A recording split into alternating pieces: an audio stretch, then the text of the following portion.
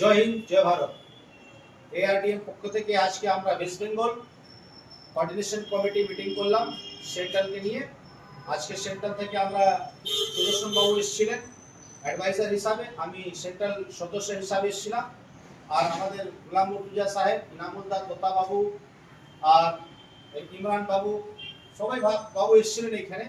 তো আমরা সবাই এখানে কোঅর্ডিনেশন কমিটি ওয়েস্ট বেঙ্গল প্রথম মিটিং হলো, কেন কি এখানে রাজ্যে নিয়ে আমরা বসলাম। তো কমসে কম 12টা জেলাকে নিয়ে আমরা কমপ্লিট করলাম আজকে। কোঅর্ডিনেশন কমিটি আজকে টোটাল 20 জন হলো, তো 20 জন আমরা রাজ্যের কোঅর্ডিনেশন কমিটি করলাম কমপ্লিট। তো আজকে এই জন্য আজকে মিটিং ছিল 2/2/2025।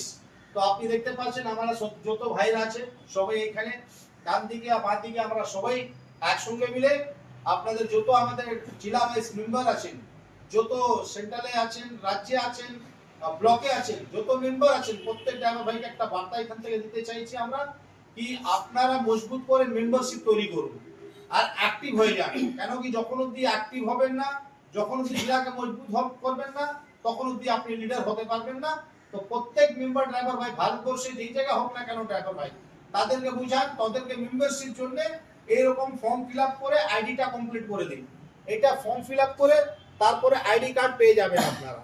তো প্রত্যেক ড্রাইভার ভাইকে বলছি, যত ড্রাইভার ভাই আছেন সবাইকে, আর যারা মেম্বারশিপ আছেন, যারা নিয়েছেন, তাদের একটা দায়িত্ব আছে কি আরডিএন কে মজবুত করার জন্য কি করে মজবুত করব, কি করে আমরা লড়াই করে আমি কাঁধে কাঁধ মিলিয়ে ড্রাইভার ভাইকে কি করে মজবুত করে আমরা অধিকারটা যেটা পাচ্ছি না, আমরা এখন কি সরকার থেকে অধিকার পাচ্ছি না, প্রশাসন অধিকার দিচ্ছে না, কেন কি লাঠি ডান্ডা গাল দিচ্ছে আমাদেরকে, টাকা শুধু ওসুলি হচ্ছে এখানে। তো প্রত্যেক